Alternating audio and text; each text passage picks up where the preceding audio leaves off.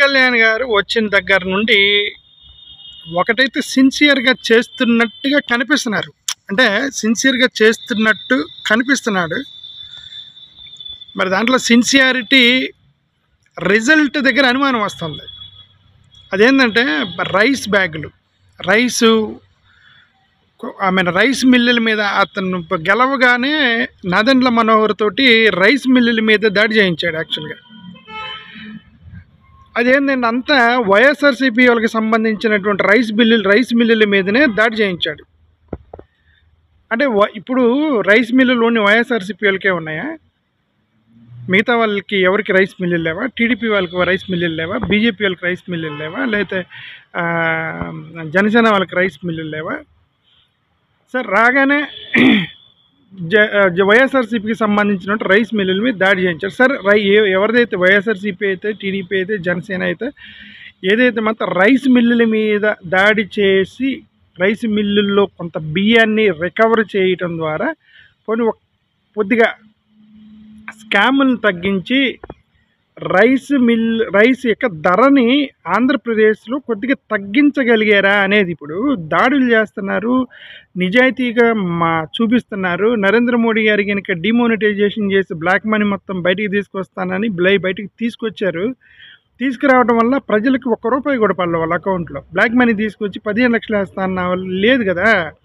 అలాగే ఇప్పుడు ఈ రైస్ మిల్లుల మీద దాడి చేసి రైస్ మొత్తం రికవర్ చేస్తున్నారు. బట్ అది ఎవరికి ఇస్తున్నారు? రికవర్ చేసి ఎవరికి ఇస్తున్నారు? మీరు ప్రజలకు పంచుతున్నారా? పోనీ ధర తగ్గిస్తున్నారా? ప్రజలకు ఉపయోగం ఏంటి అనేది మాత్రం తెలియట్లే. ఓకే, ట్రైన్ వస్తుంది. యాక్చువల్గా నేను వేరే ప్లేస్కి వెళ్తున్నాను, ట్రైన్లో కూర్చొని మాట్లాడతాను. ఎక్కడన్నా స్కాములు చేయవచ్చు కానీ అన్నం దగ్గర స్కాములు చేయకూడదు అనేది నాకెందుకో I feel doing scams at rice, dal it's like pulling food from somebody's mouth. ఎందుకంటే ఆంధ్రప్రదేశ్ అనేది one of the 5th largest agricultural state in India. వ్యవసాయము ఎక్కువగా జరిగేటువంటి రాష్ట్రాల్లో మనది 5th, 6th ప్లేస్ అవుతుంది. అయినప్పటికీ కూడా బియ్యం ధరలు మరీ దారుణం ఆంధ్రప్రదేశ్ అనే కాదు, ఆంధ్రప్రదేశ్ నుంచి ఇక్కడ తెలంగాణకు వస్తాయి కాబట్టి హైదరాబాద్ ఇట్లాంటి సిటీస్లో ఇంకా ఎక్కువ. ఒక బియ్యం బస్తా రేట్ అనేది ప్రతి 1 మంత్కి ఒక ₹50 పెరుగుతుంది ప్రైస్. మేము రైస్ డిపోలకి వెళ్ళి రైస్ కొనుక్కుందామని ట్రై చేస్తే ఒకసారి 1000 అంటాడు, ఒకసారి 1500 అంటాడు, ఒకసారి 1600 అంటాడు, 2000. ఇప్పుడు 2000కి వెళ్ళింది ఒక rice bag, 25 kilos bag approximately ₹2000. నెల గత 2 సంవత్సరాల్లో ₹1000 నుంచి 2000కి వచ్చింది. ఇదేంటంటే దిస్ ఆల్ ఫుడ్ స్కామ్. ఏదో ఇన్ఫ్రాస్ట్రక్చరల్ స్కామ్ చేశారనుకోండి, ఏదో రోడ్ల దగ్గర, కాంట్రాక్టర్ల దగ్గర పెద్ద ఇది doesn't effect the food materials. Rice మీద స్కామ్ చేశారు ఇంకా అది direct it impacts on the food. అంటే ధనం వచ్చే ప్రతి చోట మనం స్కామ్ చేస్తే I don't know that it's all up to the scamsters. వాళ్ళ విజ్ఞతగా మనం వదిలేయాలి. ఓకే, కాకినాడ పోర్టు కోసమని పవన్ కళ్యాణ్ గారు కాకినాడ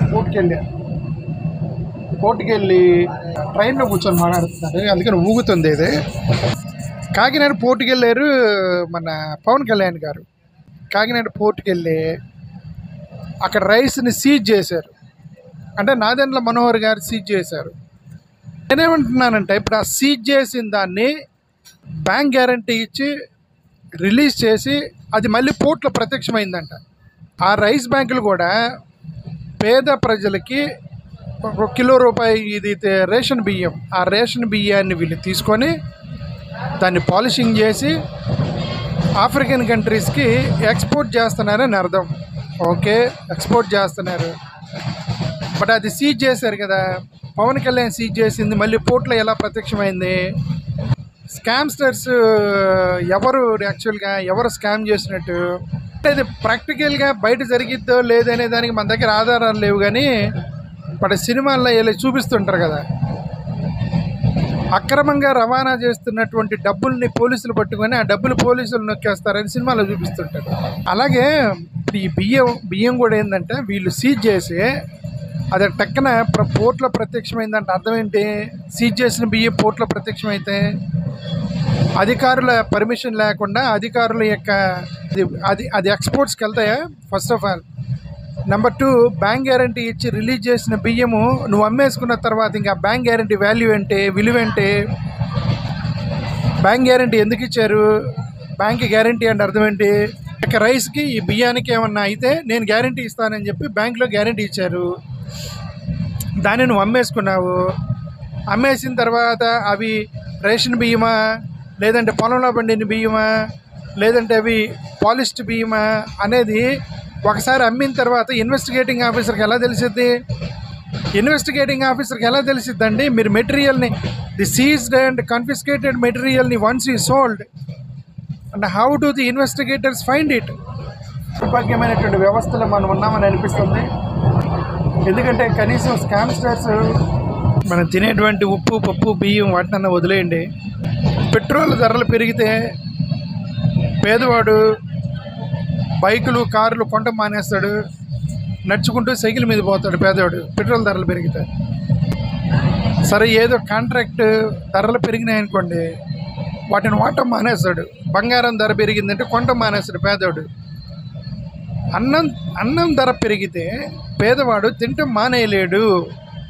నిత్యావసర వస్తువులు, ఆహార వస్తువులు, మెడికల్ వస్తువులు ధరలు మీరు పెంచితే, వ్యాపారస్తులు వ్యాపార లబ్ధి కోసం పెంచితే పేదవాడు తినడం మానేయలేడు. విద్య, వ్యవసాయం, వైద్యము ఈ మూడింటి దగ్గర స్కామ్ చేయటం అనేది it is equal to killing human beings. మనుషుల్ని హత్య చేసినట్టే. మీరు ఈ విద్య దగ్గర స్కామ్ చేశారనుకోండి అంటే you're indirectly promoting illiteracy in India. మీరు విద్యను వ్యాపారం చేసినప్పుడు డబ్బులు లేనివాడు విద్యను కొనలేడు. విద్యను కొనలేనప్పుడు ఆటోమేటిక్గా వాడు విద్య చదవడం మానేస్తాడు. చదవడం మానేసినప్పుడు ఇల్లిటరసీ పెరిగిపోయింది. ఆంధ్రప్రదేశ్, భారతదేశంలో ఇల్లిటరసీ పెరిగినప్పుడు పేదరికం పెరిగిపోయింది. Once you are increasing the prices of education, కాలేజీల్లో ఉన్నటువంటి విద్యని మీరు వ్యాపారంగా మార్చినప్పుడు, ఫీజులు పెంచుకుంటూ పోతూ ఉన్నప్పుడు, remember you are taking the country behind backwards. అలాగే వైద్యం కూడా, వైద్యాన్ని కనుక నువ్వు వ్యాపారం చేసావంటే ఇంక మనుషులు చచ్చిపోతారు అంతే. వాడు మెడిసిన్ కొనలేనట్టు చచ్చిపోతాడు అంతే. అదేవిధంగా వ్యవసాయం మీరు ప్రైస్ పెంచారంటే అది తింటాం మానేస్తాడు. ఇప్పుడు డబ్బులు కొనలేనాడు ఏం చేస్తాడు? 30 రూపాయలు ఉంటే 3 పూటలు తినేవాడు నువ్వు ఒక ఇడ్లీనే 40 రూపాయలు చేసినప్పుడు ఒక పూటే తింటాడు. It leads to health problem. There is no proper food. అంటే మాత్రం విద్యను వ్యాపారం చేయొద్దంటే అందరూ అదే చేస్తున్నారు. విద్యను మాత్రమే వ్యాపారం చేస్తున్నారు. అది ఆల్రెడీ ఒక కార్పొరేట్ సాఫ్ట్వేర్ కంపెనీ, పెద్ద ఎక్స్పోర్ట్ ఇంపోర్ట్ కంపెనీ. ఎక్స్పోర్ట్ ఇంపోర్ట్ల కంటే అది భయంకరమైన వ్యాపారం ఏంటంటే విద్య అయిపోయింది. ఇప్పుడు మెడికల్ సెక్టర్ కూడా స్కామ్ అయిపోయింది. ఓకే, కనీసం ఫుడ్ నన్ను వదిలేయండి గురువుగారు, ఫుడ్ నన్ను వదిలేయండి. సీజ్ చేసిన బియ్యం పోర్ట్లో వెలిసిందంటే అర్థం ప్రభుత్వం సహకరిస్తుంది అని అర్థం. స్కామ్స్టర్స్ని మేము పట్టుకుంటున్నామని నెపంతో వాళ్ళే స్కామ్ చేస్తున్నారని అర్థం.